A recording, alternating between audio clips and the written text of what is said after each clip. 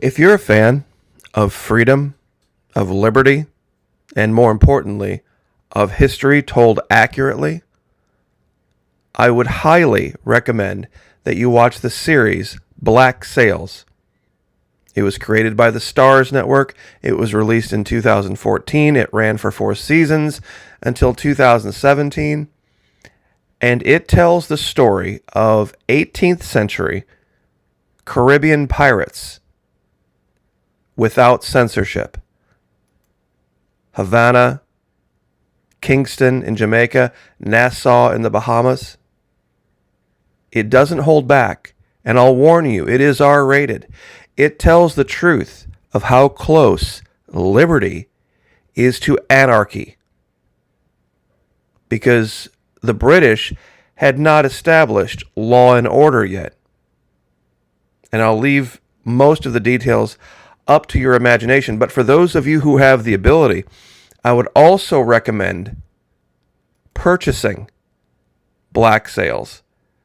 You can get the entire 4-season DVD for less than $20 on Amazon.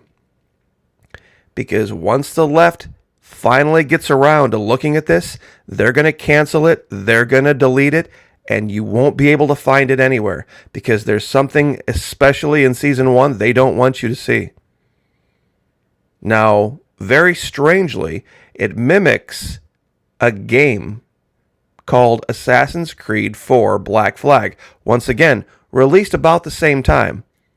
So I can't imagine that the creators of the game and the creators of the series weren't talking to each other. There's too many things that are in common. War against the world. Not War of the Worlds. War against the world. It talks about this colony of pirates that is attempting to establish their own code, their own version of law and order and justice, irrespective of the crown of Spain, the crown of England, or France. They thought they knew a better way, and through their adventures they realize that even in the attempt to do something good, evil will also be there, and there's no way around it. Oh, and by the way, for those of you ladies out there who complain about the bikinis and all the talk of women in Florida and say, I never give you anything as far as, guys, here you go. This is Captain Vane from the series, Zach McGowan. And the reason I included this is because this particular character tells the truth. It tells the truth of what pirates really were. Now, what I'm talking about is to look like this, you got to basically starve yourself almost to death. And that was the case with most pirates. They tried to romanticize it. They tried to make it seem like it was something attractive that men were gravitated to do for a living. It wasn't. It was the last stop on the way to death for most men at this time in the 18th century. They were looking for the one big score. They were the outcasts of society. They were the dregs of society. They had made mistakes, and they had been ostracized. This was their only option. And when you watch the series, if you listen closely, over and over and over again, they say this.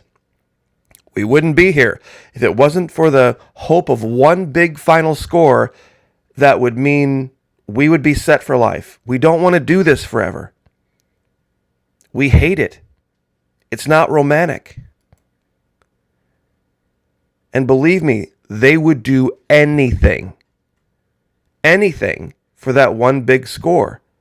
In this era, there was no such thing as romanticism, and I'll warn you, by about episode 3 or episode 4 of season 1, some of you ladies might want to turn it off because you're not going to like what you see. There was only one thing that motivated pirates in the 18th century, and governments alike. Gold, wealth, The idea of that one big moment where they finally got the payday so that they would never have to be on a ship again, that they would never have to go do the things that they were doing ever again. And that's what a lot of people don't want to admit, is that those that were fighting for this country and for freedom and liberty and to extricate ourselves from the crown hated what they had to do. They wanted to find the quickest way out. That's why they hired the French to fix it for us. That's why they wasted all the money on the maps. It was an advantage. And when I say wasted money, to find parchment and to find ink, it was a strategic advantage. They didn't care about documenting history for its own sake. It was wealth and power, and many, many died chasing that golden ring, chasing that idea that one day I'm going to have a little something for myself, and that will give me the edge, and I'll never have to be a part of society again. They even created their own code. It became an object unto itself. This group of people that were attempting to flee law, read code, created a law and code for themselves. That's why anarchy, the vacuum of power, can never exist. And if you think it's changed, it hasn't. This is all over the news. Florida Lottery, Powerball, next jackpot, Monday, October 4, 2021. You would be nauseated at the amount of money people who can't afford it spend with this pirate mentality. I'm going to go drop $100. I'm going to go drop $150. People making $25,000 a year will do this kind of stuff. They won't save a dime. Now, what if I told you there were governments making the same gamble? There are governments in the world right now keeping it very quiet, which was the key to being a good pirate, by the way. Keeping your lips zipped about what you knew. On a continent where it's confirmed there are billions of dollars worth of coal, gold, of who knows what else. They're already there. They're just not announcing it.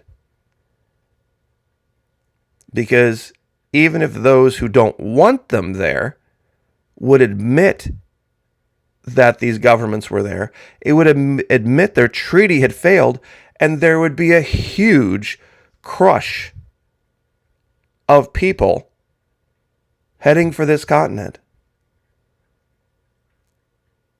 And that's the real story about what's going to happen in Antarctica. And when the real truth is uncovered, as the melting continues, literally the whole idea of global warming is a coup for governments. Why? Because nature is doing for these governments what they could not do for themselves. Removing the ice, getting it out of the way, so that they can get to the interior of the continent.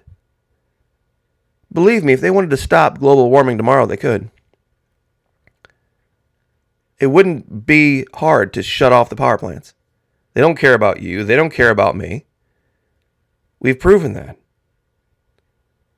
But they want it to continue because there's an entire continent on the globe completely unexplored, and somebody's going to take control of it. You see, this has already happened. Back during the great age of exploration, stories came back to the crown of England, of Spain, of France, of Italy. There is an entire world 2 weeks sail away, completely unexplored, and there are never-ending forests, never-ending streams and lakes and rivers full of fish. There's silver, there's gold, and it's just free for the taking. Yeah, there's a few natives around, but we can deal with them. And so the ships came en masse to South America, Central America, the Caribbean, to this world, all in the pursuit, not of romance, not of history, in the pursuit of gold, in the pursuit of wealth. And make no mistake, there's going to be a ton of wealth found in Antarctica. Probably not in our lifetimes, Lord willing. But in the next 50 to 100 years, mark my words, this is going to be the biggest story. History will record it this way. That this continent changed the power structures of the planet in the 22nd century. And I'll leave it there. God bless. Like, share, subscribe. Have a happy Sunday, and we will see you guys next time.